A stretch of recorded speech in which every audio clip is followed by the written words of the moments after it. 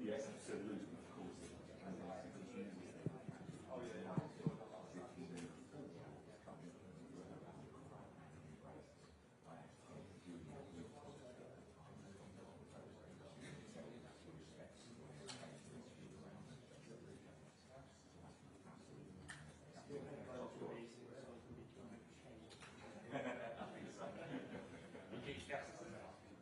Oh, yeah.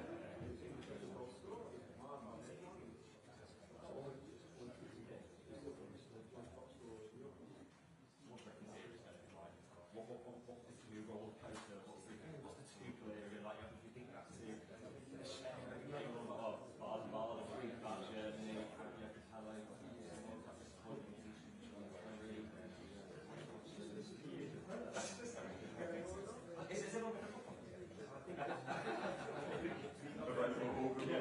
it's a great time.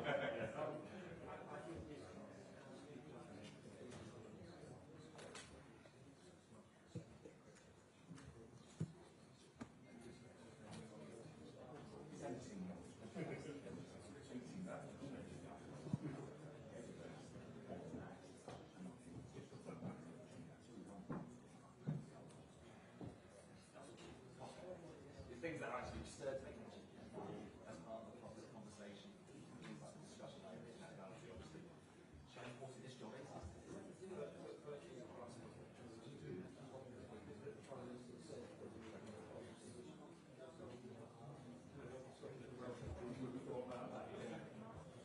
Well, yeah, well, I think with last night, well, it's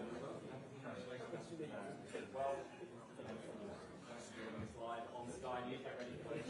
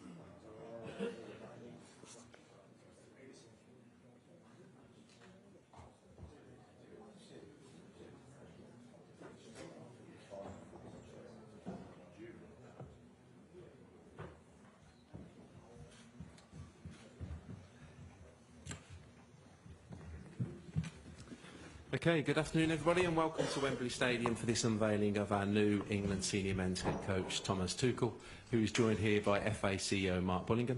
We'll shortly start with some opening remarks before we open up to a Q&A from the floor. But before we do that, just a few housekeeping rules. We're going to keep it to 2 questions per person maximum, please, and also use the microphone available and state the name and organisation you work for before you ask your questions. And at the end, we'll have a short section and bargain until 10:30 p.m. this evening. So I'd like to hand over to Mark Bullingham. Great, thanks, Andy. This is a really exciting day for the English game. We've appointed one of the very best coaches in the world and one of the very best young English coaches as his number 2. Our aim is always to win a major tournament, and we believe Thomas gives us the best possible chance to do that at the next Men's World Cup. We had a clear recruitment plan in place before the Euros, and John McDermott and the team developed our ideal profile for an international coach and a shortlist if we needed it. After Gareth resigned, we executed that plan. We met and evaluated potential candidates. Thomas was absolutely outstanding, providing a really clear vision for the role and how he would work with our players to get the best out of them and to give us the best chance in the World Cup. We were delighted to sign contracts with Thomas last Tuesday, but wanted to wait for the international window to be over before we announced. We're also delighted that Ant is joining us as one of the most exciting young English coaches around. Before I pass to Thomas, I'd like to thank Lee Carsley for stepping into the role for 6 matches. He's handled himself really well, and I'm sure will continue to do so. Lee will manage the team for the November international window and then return to lead the under-21s, trying to defend their European Championship title. I would also like to thank Gareth and Steve. The fact that we had such a high level of interest in this role is testament to the foundations they laid over their 8 years with us. Thomas, would you like to say a few words? Of course, thank you, Mark, and hello to everybody. I'm, of course, obviously very excited and honored to be here today as a new head coach of England. I just had the chance to read a quote from Pelé in the building in Wembley, who said that Wembley is the heart, the capital, and the cathedral of football, and I think he was absolutely right. So I want to take the opportunity to thank the FA, especially Mark and John, for their trust, and I'm very excited to start this journey in January with you, with the staff at St. George's Park and at Wembley, and of course with a very special and exciting group of players to make our dream come true in America. Well, Thomas. Hi. Congratulations. It's Rob Dawson from Sky Sports. Nice to see you. Look, you've had some huge jobs in football already. Yeah. Is this your biggest challenge? And with that in mind, would it be your biggest achievement if you led England to a major title?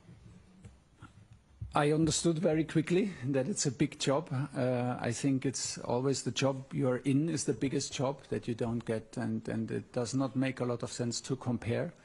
But it feels big, and it feels, like I said, like a privilege. It is very new because I come from club football, so the rhythm, the responsibility, the role is a new role, which is also very exciting. I was very open for that and liked the idea of it.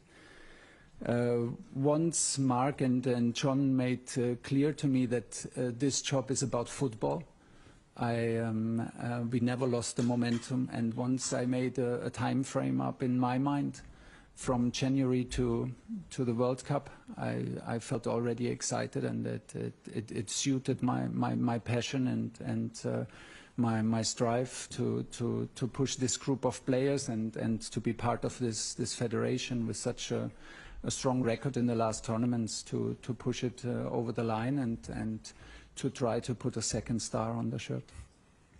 Good luck. Mark, your statement was... Sorry, I didn't mean that the way it sounded. It was a little bit flippant, that, wasn't it? I beg your pardon. Yeah. Mark, your statement was unequivocal, really, in saying that your entire criteria, your primary criteria, was to appoint somebody that could deliver a major trophy. Is it an uncomfortable truth for you, though, the fact that Thomas isn't English? So, Rob, we were always really clear that we wanted the very best person for the job, and we feel like we owe it to the players and the country to give them that support, that leadership in tournaments that will help to get them over the line and give us the best chance of winning a trophy in the Men's World Cup. So we feel we've done that. We feel delighted that Thomas has joined us.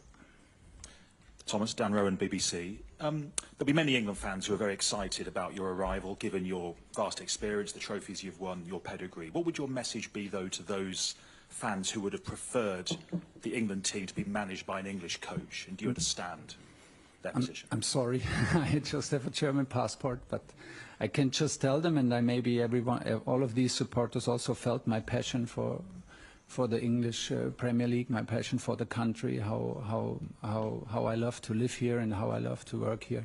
So my memories are on the highest level of that. So that played a huge role.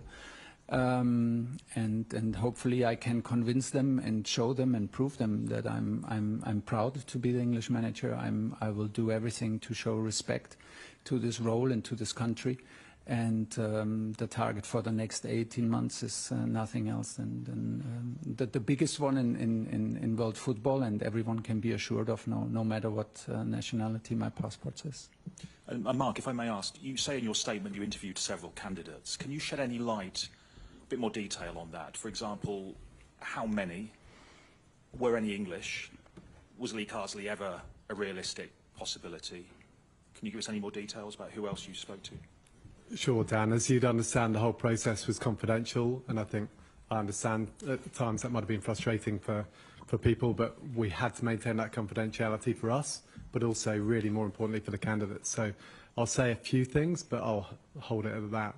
So we interviewed approximately 10 people, and we did interview some English candidates within that. As to anything further, you wouldn't expect me to divulge any details, really. Thomas, Steve Scott from ITV News. Chelsea fans will know you very well. Other Premier League fans will know you well, but obviously England fans are a much bigger group than that. So for those who don't know you, what sort of person are you? Can you describe your personality? My personality? Your personality.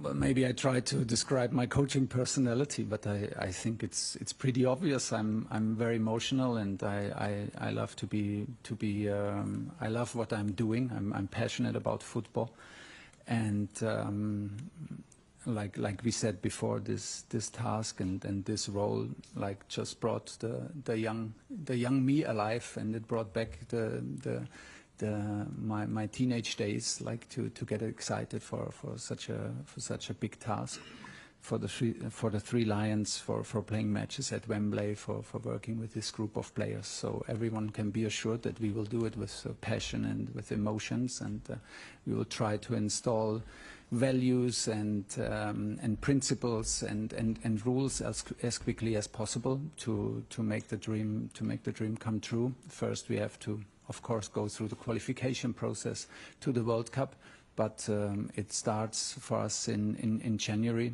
and we will dive in completely. Gareth Southgate developed a very specific culture within the England camp. Will you try and maintain that, or do you think you need to create your own, one that's more aligned to you? No, we will build on it. We will build on it. I think Gareth and the FA did a fantastic job in terms of stability and consistency. Look at the last results in the tournament. It's a quarter-final, semi-final, and two finals in the last four tournaments. It's outstanding. The under-21s win titles. The younger teams are in the competition to win titles. The women team wins titles. So we are there. I think the federation is there, and it was a big part of taking that job. I am curious. I want to learn. I will have a different schedule than in club football, but it was a big part. That's the knowledge and the quality of the federation to have that at my side, and to combine it with my ideas, with our ideas. So we will build on everything that Gareth built and the FA built, and hopefully we can add a little bit of extra to get it over the line. Thomas, welcome and congratulations. Thank you. You took an English team, Chelsea, to a Champions League final against Manchester City, who were overwhelming favourites going into that, and won. What does the prospect of 58 years of hurt mean to you, and are you relishing putting a second star on an England shirt? Like I said, I got Mark and John made very clear that it's about football, and this excited me very quickly because I was not sure before we had this first talk if this is a role for me like in international football, because the schedule is very different from club football. But then we found so many similarities and so many things that suited my approach and my hunger to achieve special things. I always wanted to come back to England. That was my big goal. I have the best memories of the country, of the league and of the players. The attitude towards the game, the attitude from the supporters who that shapes the players, and the character of the players was one of a kind. And that's why the offer came in the absolutely right time. We kept the momentum in, and within weeks we found a vision to share and a project and an adventure that I'm very happy to be a big part of. And now I have to live up to it, of course. And I know that there are some trophies missing in the federation, and of course I want to help to make it happen. You just said in a social media post, you said that you would like to put another star on our shirt. Yeah. You're already pledging your allegiance, as it were. A big question for Lee Castley had to answer. Will you sing the national anthem? Does an England manager need to? Yeah, I understood from Mark that it's a personal decision, first of all, if you sing it, and there were managers who sang it and others who didn't. I have not made my decision yet. I want to be very honest with you. Your anthem is very moving. The English anthem is very moving. I experienced it several times here at Wembley, and even out with the players in a FA Cup final. So it was very touching. No matter what decision I will take, we have a bit time until March. I will always show my respect to my new role, to the country, and of course to a very moving anthem. But as this is a new subject, I will take a little bit time for this decision. Just a reminder, state name and organisation. Rob Harris from Sky News. Welcome back. Congratulations. Thank you. Are you prepared for the pressure and intensity that the England job brings? And was that something that was on your mind in the past? Perhaps managers decided not to take this role because of the spotlight on their private life and things like that? This is always the last thing I think about, and because I'm up for the pressure on the sportive side. I'm up for the big challenge. I'm up for the task. I'm up for these 18 months to work with this group and be part of this amazing federation. So these are all the reasons to jump in. The pressure on the personal side, or the pressure that comes from media and that could arise if things don't go so well, is never part of the decision making, and I don't feel it so much. I feel it, of course, then in the process, but it's always it's always a privilege, and my love and my passion for the game is always much more than the downside of it.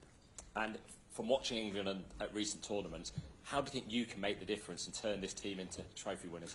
I think, first of all, they are there. We are there. The players proved, the group of players proved that they are there. The consistency of quarterfinals, semi-finals, finals is impressive, and it shows that we have players who compete in the strongest league in the world, day in, day out. So we have the ingredients, and we fully trust that this is the moment to install, maybe also from club football, patterns, behaviors, principles that can maybe help to push the team over the line. We will need luck. We will need the momentum. We will need to be lucky to not have injuries and so on, and little decision within the games. That is a given. But we feel confident to add something from our experience in club football that can maybe help. But most important is to, even if we speak out now very openly what the target is about the second star, we have to prove ourselves all the time. You're a national player every single day. I will be a national coach every single day, and not only when a camp is. So we have to live up to these standards, but I'm very confident that everybody is used to that. So this is what I demand from myself, and then we need to show it in qualification and build an atmosphere with the supporters and the country that extra special things can happen. Rob Brimby, ARD Television, German TV's London Bureau. Wow. Es gibt Leute, eine Frage auf Deutsch, wenn es möglich ist. Es gibt Leute, die sagen, dass der Nationaltrainer muss aus England kommen. Wie können sich solche Vorurteile überwinden? I think they have a point. Oh, you want to shall I translate? English. Shall I translate? Yeah. English questions from now on. But if you answer. I think everyone has its opinion, and I can understand even an opinion when someone says, like, I would fancy an English coach more for the English team. I can understand it, but I think we deserve a fair chance. We deserve the credit for having a good record in the country, for never being shy of how much we love to live in the country and how much we enjoy to work with the players in Premier League. So maybe this counts a little bit for a British edge on my German passport, and so we will try to convince them by results and by the way we play. In English then, Gareth Southgate was described as, by many people, as sympathetic, human and emotionally intelligent. How would you describe yourself? I think we're all human. I mean, we're all human, and this is a big part of the job. I think, like I said, I am impressed of the record that Gareth provided with this team, and I am very well aware of what he built together with Mark and John in the federation as a foundation. And now it's on us to leave our own marks, to leave our own footprints. And yeah, we will try to take the next step from there. Hi, Thomas. Congratulations. It's been widely reported that you've signed an 18-month contract. Is that true, firstly? And secondly, if so, how do you feel about potentially only having one shot at a tournament? Well, let's see. Let's see. It's 18 months, and then we agreed to sit together, and then we see. I mean, I have good experience with 18 months, personally. Unfortunately, also, sometimes I'm working on my long-term game, but you never know. The point was, in this particular case, that it was important for me to have a frame around it, because it's a little bit a step into the unknown for me. I am used to work on a daily basis with the staff. I'm used to work with a daily basis on the team, to have the influence on 60, 80 people in a training camp on every single day, to be 3 days a week away in hotel rooms and prepare matches. And this will be very different. So, like the last piece of bit for me to understand that this is something that can really excite me to the fullest, and was the time frame of 18 months. To not also, and to also to demand from myself to not lose the focus for all of us. So I think it's a good time frame, because it will help us to focus. We are focused on the qualification and on the World Cup. It will help us in the nomination process. It will help us in the communication towards the players within the staff. So I think this is now very streamlined and very easy to explain. We are here to work on the best possible outcome for the World Cup 26, and then let's see. Whatever comes. You obviously came in at Chelsea and had an immediate impact and won the Champions League in a matter of months. Do you think that experience is translatable to England and the time frame you've got now? I think so, yes, but I'm not fully sure, because I have to feel into it. The schedule will be different, the workload will be different, but I wanted this. I wanted exactly this once Mark and John presented me the opportunity and made it very clear that it's about me and that they trust me with this process in pushing this team.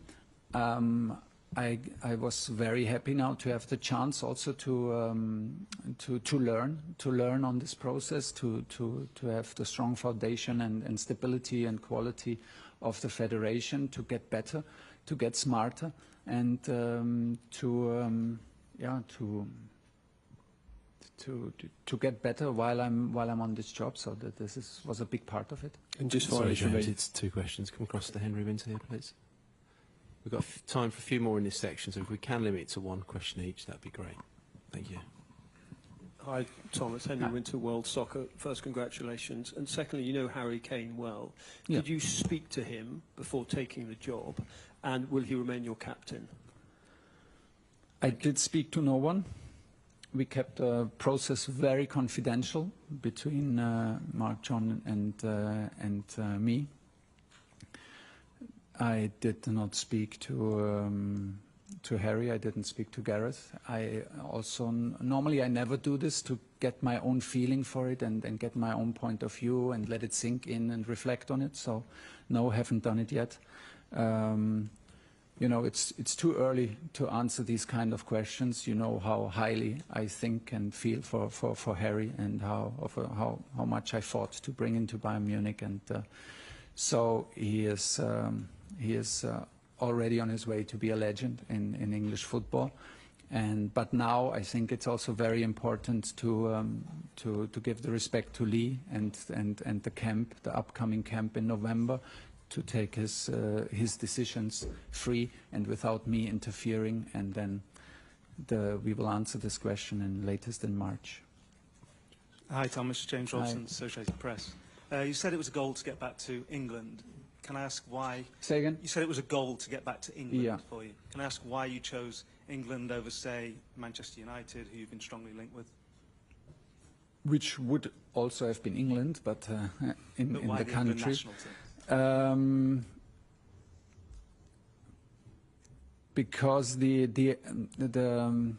idea and the way John and Mark presented it was very fast, very exciting, and it was very confidential, it was very trustful, it was very straightforward, and yeah, that was basically a decision for this job and not a decision against anything else. You will understand that I will not comment on individual players today, and for sure not comment, like always, on any other clubs.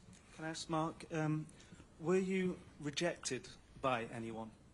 Or was Thomas the only person you offered the job to? We ran a really clear process. We spoke with 10, like I say, approximately 10 people throughout the process. Clearly some were more up for the role than others, but we were absolutely delighted to end up with Thomas, and we believe he gives us the best chance of winning the World Cup, so we believe we've got the best candidate for the job. Okay, sorry to disappoint those waiting. We'll have to end the live section at that moment. From this moment onwards, it's embargoed until 10:30 p.m. this evening. We'll also make this 1 question per person so we can get through as many of you as possible. Ian Laderman, do you want to take the mic? Hi, Thomas. Ian Laderman from the Daily Mail. Kind of 2 short questions in one, really. And Mark, you may have an input. Why are you not starting for the November internationals? We've got 2 very big games coming up. And secondly, did the FA make a prerequisite that you live in England, and will you live in England? I love to live in England. I'm looking forward to living again in England. I want to be close to Premier League. I want to be close to the majority of the players. But of course, the schedule will also allow me to be close to my family, my children in Germany. So, but yeah, I will be in England.